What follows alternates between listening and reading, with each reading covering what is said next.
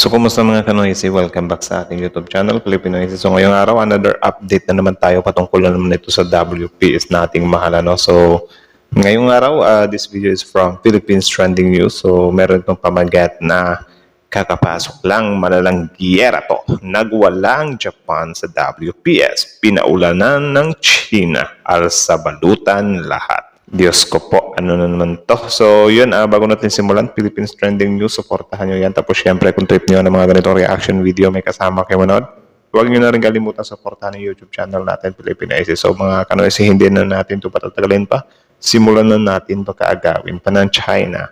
Again, ang title ng video ito, kakapasok lang, malalang giyera to. Nagwalang Japan sa WPS. Pinaulanan ng China. Alsabalutan lahat. Grabe ang lakas. Japan pa rin talaga. Ang lakas. So again, like, comment, share, subscribe. Philippines Trending News, Filipinoysi. So yeah, start. Ni Pangulong Ferdinand Marcos Jr. kahapon ang mga miyembro ng United States. Ulit. Sa ibang balita pa, hinarap ni Pangulong Ferdinand Marcos Jr. kahapon ang mga miyembro ng United States Congressional Delegation o tinatawag na CODEL sa Malacanang. Interesado ang CODEL sa pananaw at concerns ng Pilipinas sa China at kung ano ang pwedeng gawin ng Amerika para suportahan ang pag-iit ng soberanya ng Pilipinas at jurisdiksyon sa West Philippine Sea. Pinasalamatan naman ng Pangulo ang naturang Congressional Delegation sa suportang ipinagkakaloob sa US-Philippines Alliance. Ayon kay Pangulong Marcos, mahalaga ang partnership at alyansa ng Pilipinas at Amerika para maayos na mapangasiwaan ang sitwasyon sa West Philippine Sea. Pinangunahan... Ano, diba? Mahalaga naman talaga. Yung mga anti-administration lang naman talaga yung mga nagsasabi na nakakasama sa Pilipinas yung alyansa ng Amerika at USA. Amerika at Pilipinas. Antay sila eh. Meron silang sinusuportang politiko na magagawa natin doon. Kwento nila yun.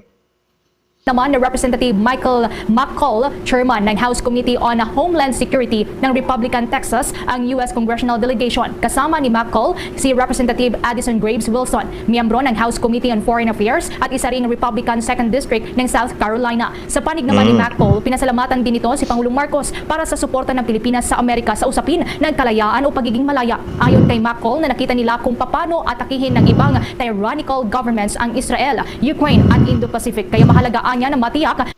Actually, marami dito nagko-comment sa akin na bakit daw tayo pumapanig sa Israel. So, ewan ko kung bakit ganun na lang din yung galit niya sa Israel. So, tanungin ko kayo, bakit nga ba kayo pumapanig sa Israel? Comment kayo sa baba, baka makita din nung basher eh. Or hindi siya basher, baka yun lang talaga yung opinion niya. No? So, ipaintindi natin sa kanya. Nakabilang ang Pilipinas sa maisasama sa foreign military financing. Umalis na ang Chinese survey vessel na Kezu Sanhao na nauna na napaulat na nagsagawa ng hindi otorisadong pagpapatrolya at naglayag ng pazigzag malapit dyan sa may Escoda Shoal sa West Philippine Sea. Itong kinumpirma ni Philippine Coast Guard spokesperson Rear Admiral Armand Balilo ngayong araw po ng Biyernes. Aniya, base sa panibagong report mula sa personnel ng BRP Teresa Magbanwa na nagbabantay dun sa naturang lugar mula pa noong Abril, walang na-detect na presensya ng survey ship sa kanilang monitoring. Maalala mga kabombo. Ang dapat lang talaga dito, if ever na halimbawa ganyan, China survey vessel umalis na sa Sabina Shoal. Kapag nasa labas na sila ng Sabina, sana bantayan talaga balik. Hindi na sila papasukin muli. 'Di ba? Or dapat tawag diyan, stricto na para naman makaramdam din naman sila na oh my goodness, parang magte-trespass tayo, 'di ba? Para at least halimbawa ganyan, meron din tayo mga documentation ba na eto na naman yung China, pumapasok na naman sa teritoryo ng Pilipinas. Kasi mahirap kasi yung nasa loob na sila. Tapos paalisin natin sila. Parang sila yung magpi-play victim pa, di ba?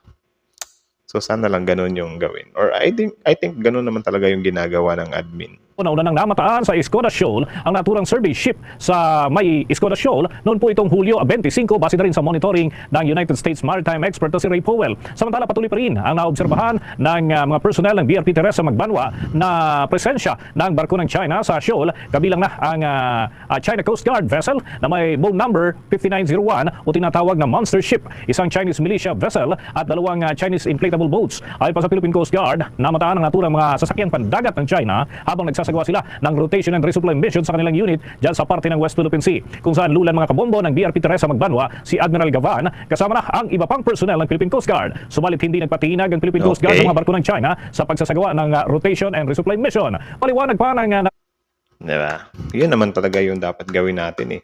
Teritoryo natin tapos magpapatinag tayo. Ano sila siniswerte? naturang tanggapan na namataan ang presensya ng China Coast Guard vessels sa lugar matapos na mamahagi ang Bureau of Fisheries and Aquatic Resources ng supply para sa mga Pilipinong mangingisda na pumapalaot doon noong linggo, kung saan ay inalalayan ng Philippine Coast Guard ang Bureau of Fisheries and Aquatic Resources para naman masigurong hindi makikialam ang panig ng China Coast Guard. Nako. Mga sangkay, alamin po natin ang report dahil mukhang ang puwersa ng Japan ay pinasok ng So ito credits kay Sangkay Janjan TV. Supportahan nyo rin siya. So yeah. po itong West Philippine Sea. Ano ang mayroon mga sangkay? Nagpapasiklab na ba sila ng puwersa laban po sa China? Canada pinalagan ang pag-alma ng China sa pagdaan ng warship. Nasa Pilipinas ang isa sa mga barkong pantigma ng Canada para sa isang goodwill visit.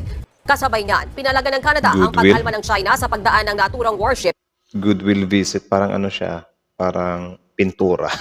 Bra ng pintura. sa Taiwan Strait. Lahat na lang kasi mga sangkay, lahat na lang ng gagawin ng maraming mga bansa. Kahit hindi naman nila teritoryo, mga sangkay, inaalmahan itong China.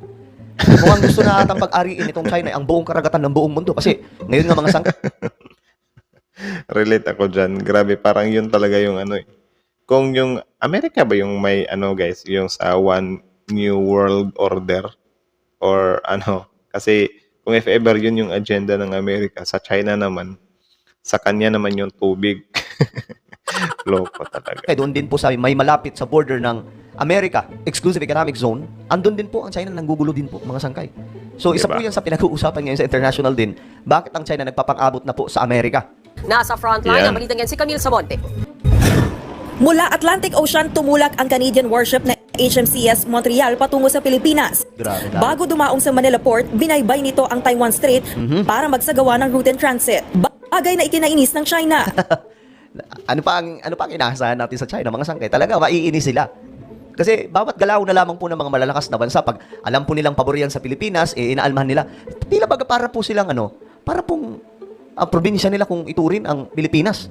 Na lahat ng gagawin ng gobyerno na Bakit ba probinsya ang tingin ng China sa Pilipinas? May nagsabi May nagsabi na gawin nyo na lang probinsya yung Pilipinas. Kilala nyo yan. Kilala nyo yan. Comment nyo nga sa baba kung sino nagsabi nun. yung bansa, kailangan pang kumonsulta sa kanila. Anak ng tokwa tong China. Binabantayan kasi nila ang Taiwan Strait kung saan matindi ang tensyon. Giit naman ng Canadian Warship Commander, wala silang illegal na ginawa sa pagdaan sa Taiwan Strait. Nako. We are committed. Dumaan lang naman mga sangkay. Hindi katulad sa ginagawa nitong China dyan sa West Philippine Sea na talagang hindi lang dumadaan kundi nananakop, di ba? Nagpapatayo sila ng mga struktura dyan. to a free and Nanghaharas pa. open Indo-Pacific. We transited lawfully through international waters, and in doing so, we followed all the rules and regulations as we did so. Para kay Canadian Ambassador to the Philippines, David Hartman, simbolo ang goodwill visit na ito sa pagbibigay ng Canada ng importansya sa nangyayari sa rehiyon. The best way to do that, frankly, is to utilize, the sea lanes, right? To utilize that territory to be able to exercise all of those rights that we've all subscribed to. Isa ang Montreal warship sa 3 barko ng Canada na nagpunta sa Pilipinas. Sakay ni Laking barko Tingnan nyo naman yan mga sangkay. Yan po ay pandigma ng Canada na pumasok na po dito sa Pilipinas. ito ang 250 Nice. Navy personnel, 4 sa kanila Filipino-Canadian. Lulan din ng barko ang Cyclone Maritime Helicopter na pwedeng gamitin sa pagsasagawa ng anti-submarine warfare, Sana all, may mga ganitong klaseng pandigma. surveillance, search and rescue missions. Meron Kapag ka talaga maabot natin yan, yung ganyan na estado ng pandigma, wala nang basta-bastang mambubuli sa Pilipinas. Actually, I know na mahirap siyang abutin pero hindi siya malabo. Ang sa atin lang talaga dito is sana magtuloy-tuloy yung ipapalit nating presidente na may pake sa AFP natin or sa mga gamit natin pandigma. So sana lang. Sana magtuloy-tuloy ba. So yun, if magkakaroon na naman ng halalan, sana piliin natin yung mga tao na may paki sa bayan ba or yung teritoryo talaga ng Pilipinas, soberanya talaga ng Pilipinas yung tawag dyan. Parang gaya kay PBBM ba? 'di ba? Na yun kahit kaalyado niya nung eleksyon ay parang nagkaroon sila ng lamat. Kasi yun nga, maka-China yung isa. Samantalang siya naman is pro-Filipino, di ba? Ganun dapat eh. Sana all, no? May mga ganitong klaseng pandigma. Surveillance, search and rescue missions. Meron ding itong extensive anti-submarine at anti-surface warfare weapons. Gumagamit din ito ng sensor para sa anti-air warfare defense.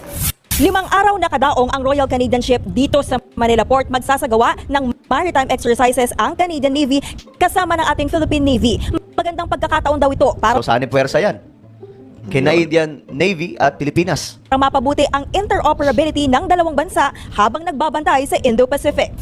Sa ngayon, pinag-uusapan na ng Pilipinas at Canada ang posibilidad ng pagbuo ng Visiting Forces Agreement. Nako. Siyempre, may inis na naman dyan yung China. Ganun naman po sila lagi. Para silang mga ano, Parang mga bida-bida. Parang Jollibee. mga batang, alam niyo yun, pag nakita po nila na may iba ng friendship yung tropa nila, nagagalit sila. Parang ganun po mga sangkay. Kasi, sabi naman nila, friend daw dati tayo ng China, di ba? Panahon po ni dating Pangulong Duterte, mga sangkay. Magbibigay daan daw ito para sa military activities at posibilidad ng joint patrols. Nako, joint patrols. Ayan na nga. Panahon po ni dating Pangulong Duterte, mga sangkay. Magbibigay daan daw ito para sa military activities at posibilidad ng joint patrols. Nako, joint patrols. Ayan na nga po. So, ibig sabihin, magkasama pong maglalayag, magpapatrolya ang Canada at Pilipinas. Nagbabalita mula sa front. Ngayon, ito pa mga sangkay ang report. Japanese destroyer naglayag sa West Philippine Sea kasama daw po ang BRP Jose Rizal ng Philippine Navy. Nako, lalong maiinis dito yung China. Nagsagawa ng kauna-unahang joint naval exercise ang Pilipinas at Japan kahapon sa South China Sea. Ayan na nga. Bahagi ito ng pagpapalakas ng security ties ng dalawang bansa sa gitna ng umiigting na pressure sa teritoryo mula China. Kasunod din ito ng Yan, shout out din sa Japan kasi todo din yung suporta nila sa Pilipinas. So, arigato, arigato. arigato, tama ba yun? Japanese ba yun? ng Manila at Tokyo ng kasunduan upang payagan ng deployment ng tropa ng dalawang bansa sa bawat teritoryo. Ayan na. So yan po, yung napag-usapan mga sangkay, yung kanilang agreement, di ba nakaraan meron pong naging pag-uusap, nagkaroon pa nga po ng termahan ang kapwa mga opisyal ng Japan at Pilipinas. Ngayon mga sangkay, yung agreement nila na both side, yung kanilang mga militar ay pwedeng pumasok at maglayag at magpatrolya sa kapwa teritoryo nila. At alam naman po natin mga sangkay kung saan mainit ang tensyon dito po sa ating teritoryo. Kasi sa Japan, nakukontrol lang ng Japan eh. Doon, sinusubukan po talaga ng China na pumasok, kaya nga lang tinataboy sila ng mga Japanese. Eh wala, hindi nila kaya yung Japan eh. Ngayon, dito sa Pilipinas, Di pala nila kaya yung Japan eh. Tapos kapag ini-interview sila, 200 times daw sila mas malakas sa Amerika eh. Eh Japan nga, hindi nga nila kaya eh. mukhang sinasadya ng Japan na pakitaan po ng puwersa itong mga Chinese. Kasi Deserve diba, naman nila, nila yan. maaangas sila eh. Ngayon, ito na yung Japan. Titingnan natin kung papalag sila. Ang Japanese destroyer na Maangas o baka ungas?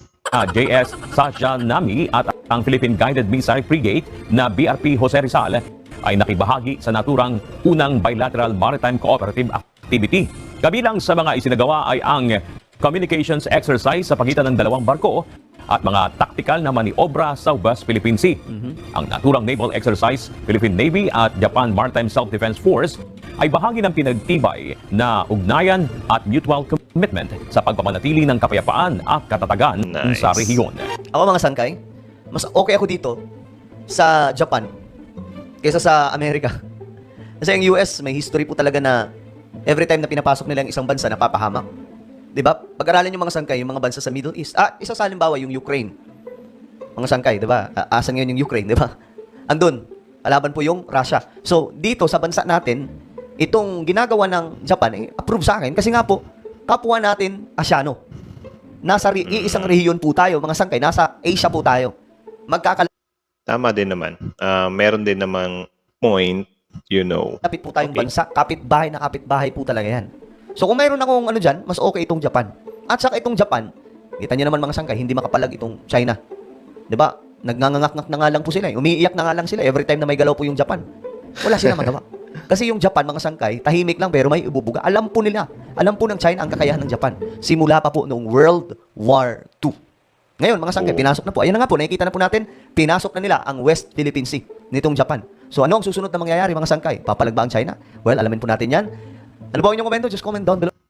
So, yun lang naman mga kanoys yan. So, kita nyo naman yun. So, about nga yun sa mga tawag dyan, sa pinagagagawa ngayon ng Japan. Well, yung panghuling linya ni Mr. Sangkay dyan about dun sa mas better yung Japan kesa sa US. Well, I think may point naman siya dun. Pero yun nga, since yung China kasi nanggugulo na kasi sila sa atin.